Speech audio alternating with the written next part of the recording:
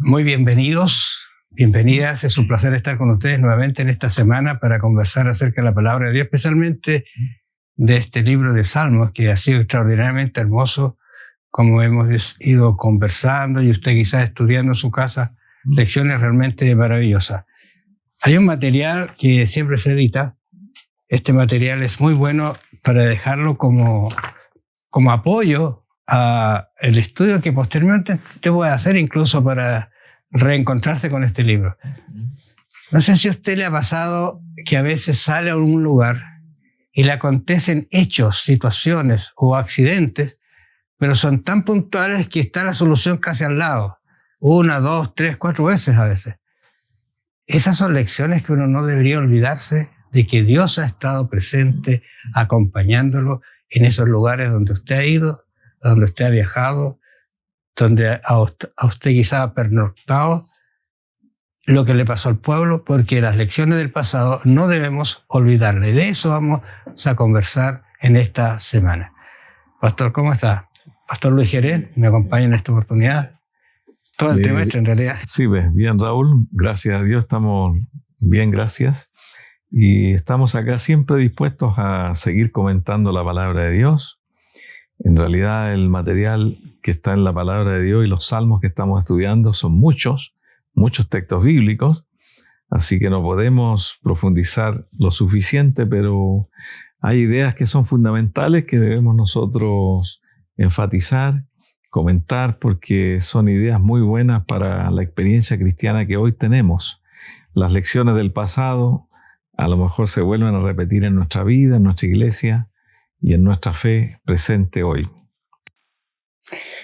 El texto central es bien interesante porque nos habla del hecho de que no deberíamos olvidar, nos dice lo que hemos oído. Interesante porque esas expresiones denotan que si no las pasamos, las escuchamos, ¿no es cierto? Las escuchamos, lo que hemos oído y entendido que nuestros padres nos contaron. Mira, esto es muy fundamental, que se repiten algunos hechos. Por ejemplo, a veces algunos nacimientos que han sido muy complicados, cómo Dios los ha sacado y salió adelante. Ese pequeño, y hoy día, yo tengo un caso muy puntual, un niño que el doctor dijo que se llevaran a la casa porque no había nada más que hacer. Y yo resumo la historia, hoy día está terminando teología. Entonces, te fijan ustedes, estas cosas hay que recordarlas, sí, porque son parte de esa herencia realmente maravillosa, que Dios es un Dios fiel, es un Dios que permanece. El Salmo 78 nos habla de esas cosas. Escucha, pueblo mío, mi ley, e inclinad vuestro oído a las palabras de mi boca. Abriré mi boca en proverbios, hablaré cosas escondidas desde tiempos antiguos, las cuales hemos oído y entendido que nuestros padres nos las contaron. ¿Qué te parece a ti? ¿Quiénes podrían haber contado a Israel a sus hijos?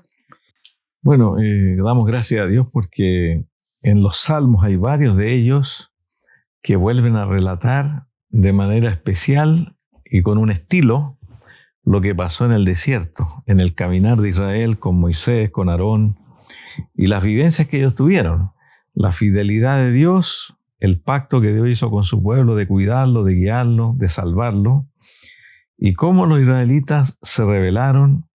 Los israelitas no tuvieron fe, a veces triunfaban, a veces vencían, pero hay una cantidad de historias allí que están en el libro de Números, el libro de Éxodo, libro de Deuteronomio, que muestran cómo Israel se comportaba con Dios.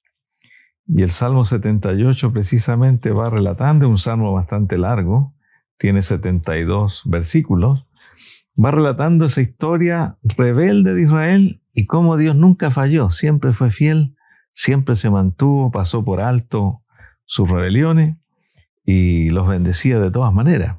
Ponía orden también. Claro, este es uno de los segundos salmos grandes que de la Biblia, porque el otro es el 119, ¿no es cierto?, donde están una cantidad de textos, pero este es 72 por lo menos.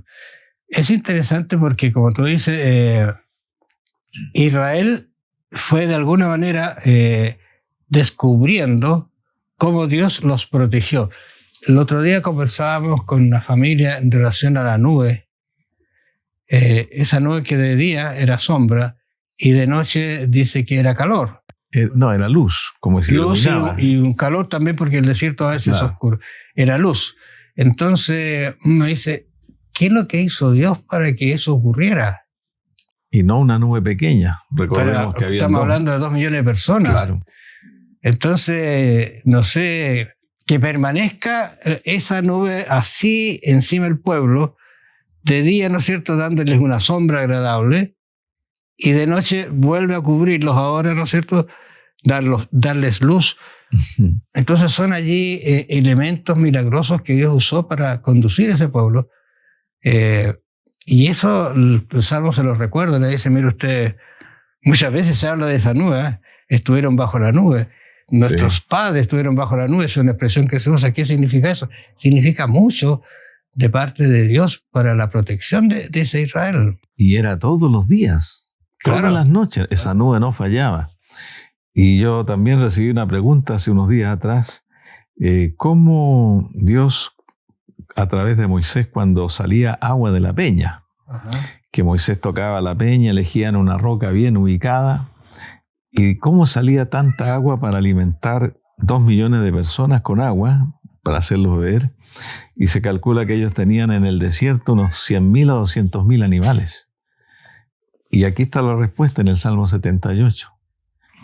Aquí dice, hendió, en el verso 15 del Salmo 78, dice, hendió las peñas en el desierto y les dio a beber como de grandes abismos, pues sacó de la peña corrientes e hizo descender aguas como ríos.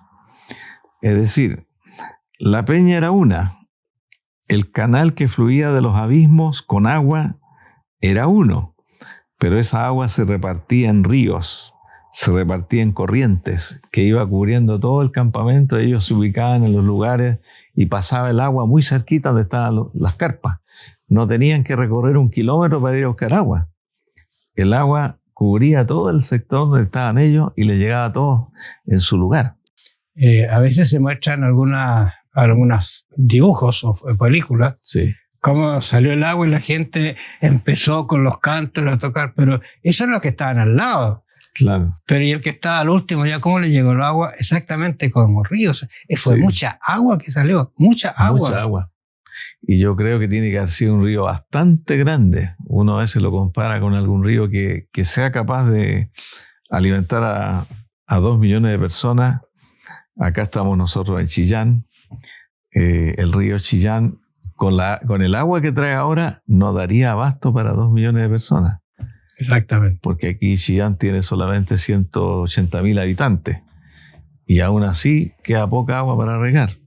O sea, eso sería hacer una comparación para quienes viven en Chillán, ¿cierto? Sí, como ciudad más como pequeña. Ciudad, ¿cuánta agua necesita una persona, una familia? Y eso multiplicado por 150 da más de un río. Entonces ahora aquí lo que me preocupa, porque también este salmo nos dice a nosotros, mira, sacó corrientes de agua e hizo descender aguas como ríos. Pero el 17 me preocupa porque dice, pero aún volvieron a pecar contra él, rebelándose contra el Altísimo en el desierto, pues tentaron a Dios. Quizás es una experiencia que uno debería también pensar, porque no solamente eso, vieron el agua, pero ¿por qué volvieron a desconfiar de Dios? Claro, a veces nosotros juzgamos al pueblo de Israel.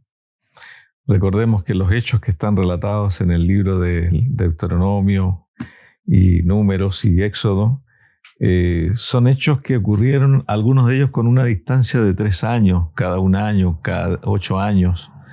Fueron 40 años. Claro, 40 años estuvieron ellos en el desierto. Entonces podemos decir que durante 5 años ellos anduvieron bien, pero llegó una prueba y nuevamente fracasaron.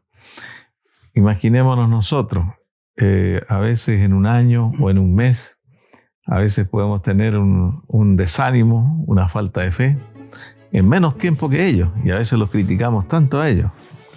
Por eso que esto está escrito para nuestra enseñanza.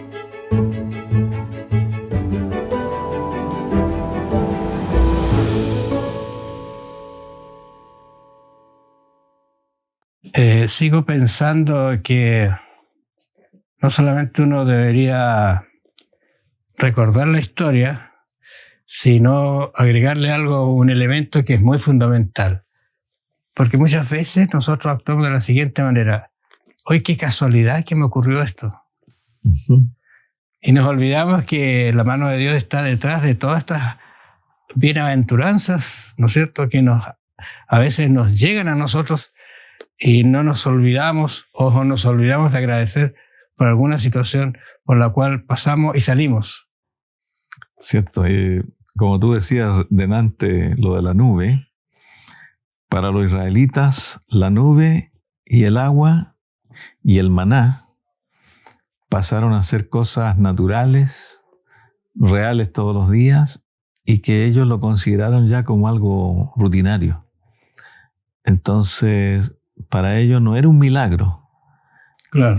Nosotros ahora, si vemos que cae maná, si vemos un río que sale del desierto, si vemos una nube que permanece 40 años de día y de noche y de manera distinta, diríamos: Dios está obrando un milagro.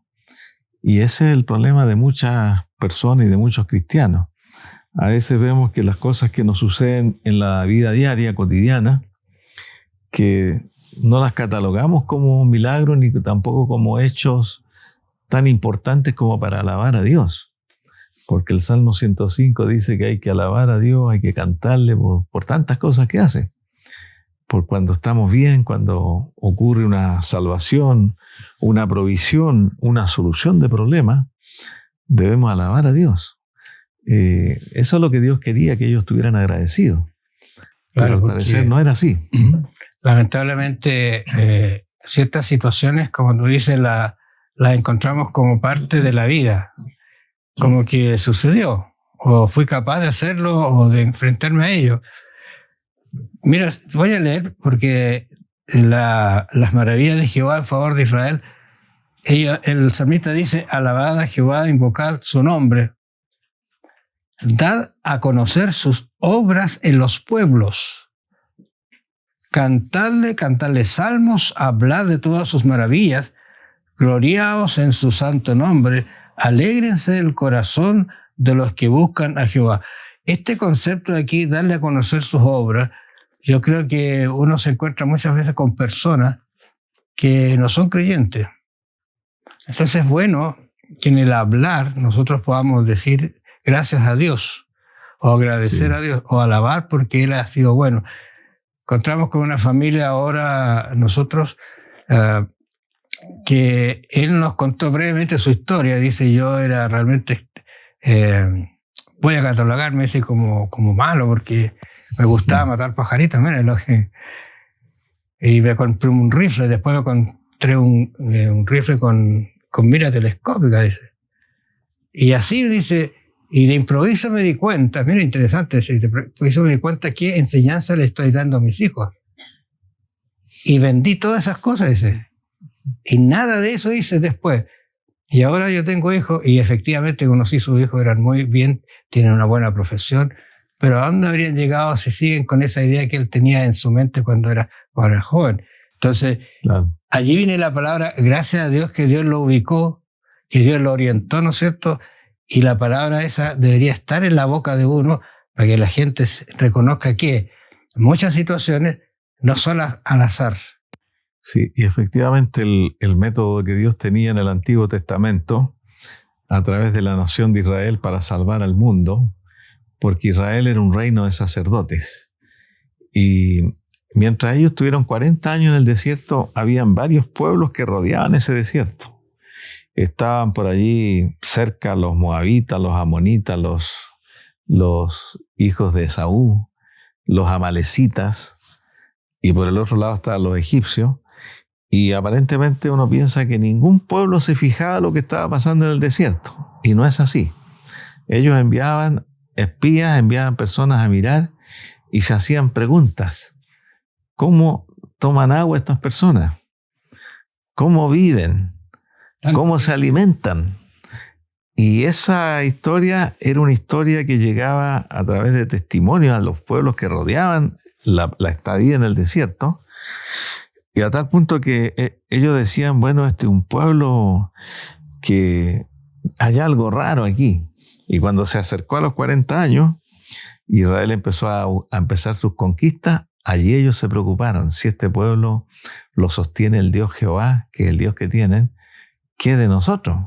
Todos empezaron a temer, porque Jehová se estaba manifestando con el solo testimonio de la estadía en el desierto. Bueno, la idea de Dios con ese pueblo era que sea un testimonio y que la gente buscara un arrepentimiento de sus obras, pero eso no pasó en realidad. Por eso que Dios actuó de esta manera destruyéndolo. Claro. Porque quienes se incorporaron a Israel como otras personas ajenas al pueblo fueron los que aceptaron, ¿no es cierto?, la ley de Dios y se incorporaron a todas sus costumbres, claro, y a sus parámetros. ¿Te fijas? No siguieron con lo de ellos. Entonces, bien dices tú, esa situación bien interesante, porque cuando uno mira a Israel, 40 años, yo no sé si hay una calculadora que alcance a dimensionar cuánto alimento tuvo durante esos 40 años, cuánta agua, ¿no es cierto? Y que no habían zapatos, voy a decir, ni sandalias, porque dice que no se les rompían, permanecían intactas. O sea, milagro tras milagro, que al final uno puede empezar a pensar, bueno, es que yo soy cuidadoso, es que yo no las uso tanto. ¿Te fijas? Pero no encontrar la razón que hay detrás de que un zapato te dure más de la cuenta, por ejemplo. Sí, pues efectivamente hay cosas que uno no las puede explicar. Sobre todo estas salvaciones providenciales que Dios hacía con este pueblo, y que es el único Dios de todas las religiones que conocemos en el mundo, porque en el mundo hay muchas religiones muy grandes, numerosas, pero el Dios Jehová, el Dios de la Biblia, el Dios del Antiguo Testamento, del pueblo judío, para decirlo más claro, es un Dios extraordinario que ningún otro le puede hacer competición. Ninguna otra religión, que hay varias en el mundo, pueden tener estas providencias que Dios hizo con Israel. Hay otras expresiones que aparecen en el siguiente Salmo, el 106, ¿no es cierto? Sí. De recordar la historia y arrepentirse.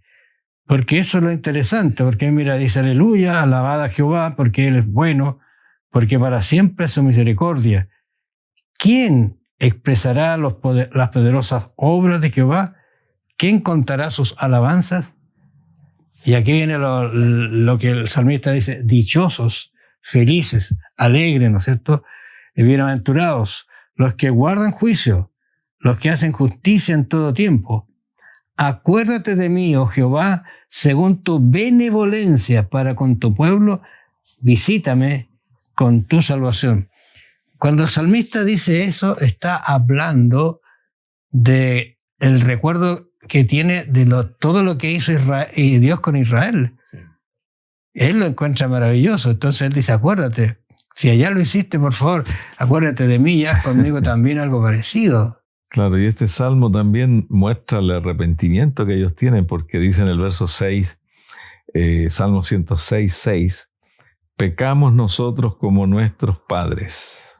Está hablando ya del presente. Igual que nuestros padres pecamos.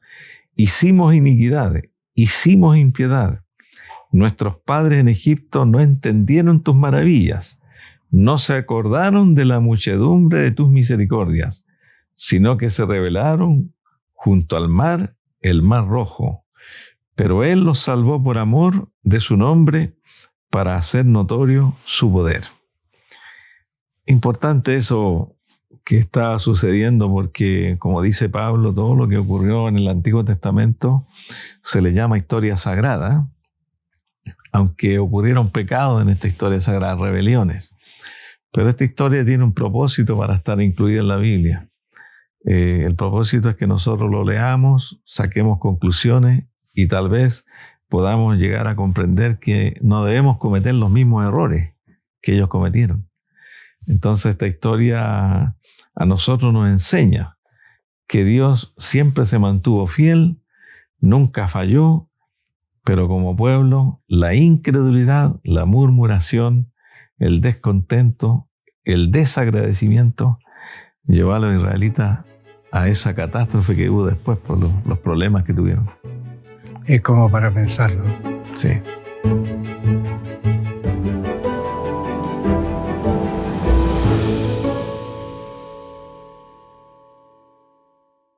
Seguimos conversando acerca de estas experiencias de recordar el pasado, especialmente cuando Israel y nosotros mismos hemos sido, digamos, receptores de muchas bendiciones de Dios en realidad. Yo sé que si uno quisiera preguntarle a cualquiera y quien esté quizás en la pantalla en este momento escuchando, podría recordar algunas de las experiencias lindas donde Dios actuó y lo tiene todavía con vida a la persona. Pero el Salmo número 80 es un salmo especial. No, lamentablemente nosotros no podemos ni leerlos todos porque el tiempo no nos da, pero sí algún breve comentario y dejar para que nuestros amigos que nos están quizás escuchando o viendo se lo puedan leer completo y meditar en ello, en esto, lo que dice aquí. Una súplica por restauración, dice la Biblia mía. Oh pastor de Israel, escucha. Tú que pastoreas como ovejas a José, que estás entre querubines y resplandece. Despierta tu poder delante de Efraín, de Benjamín y de Manasés, y ven a salvarnos. Oh Dios, restáuranos. Haz resplandecer tu rostro y seremos salvos. Pero este salmo está mencionando varias tribus, ¿ah? Sí, es bonito este salmo, me gustó mucho porque muestra a ese Dios del Antiguo Testamento que muchos lo juzgan como un Dios severo, lo juzgan como un Dios que no perdona, que tiene ira, que castiga, que mata a mucha gente. Entender el carácter de Dios en el Antiguo Testamento no es fácil para muchas personas. Y muchos dicen ese Dios de antes es distinto al Dios de Jesucristo, que era tan pacífico, tan amable.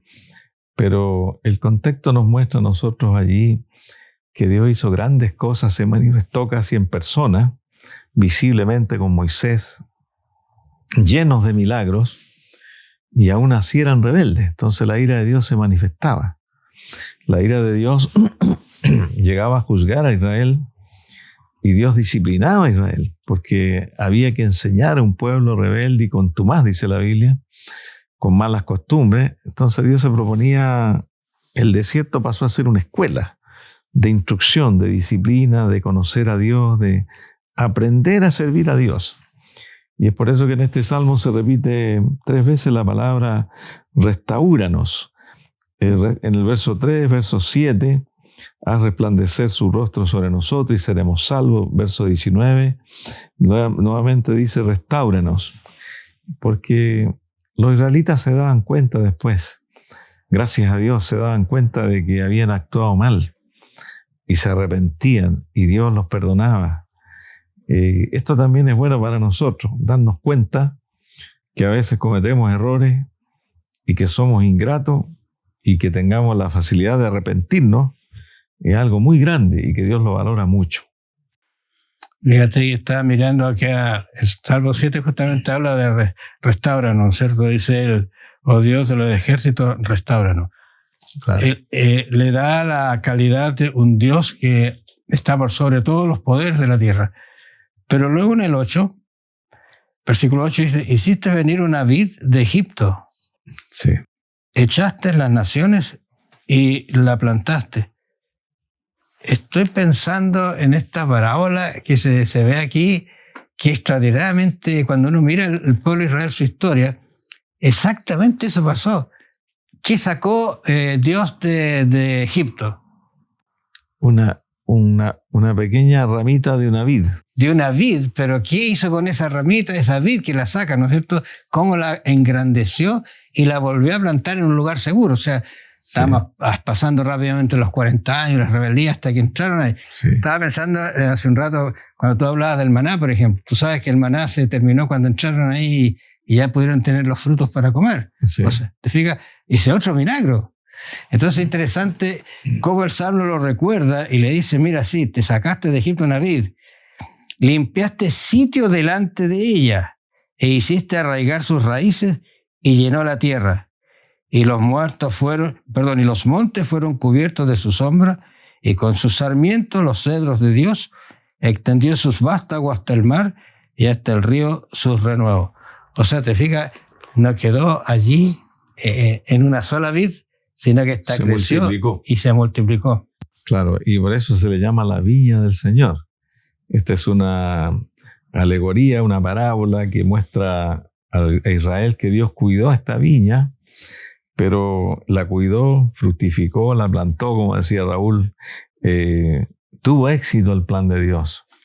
Sin embargo, vemos en el profeta Isaías que esta viña nuevamente empezó a dar uvas amargas, cuando debía haber dado buen fruto, porque Dios ha hecho todo para cuidarla.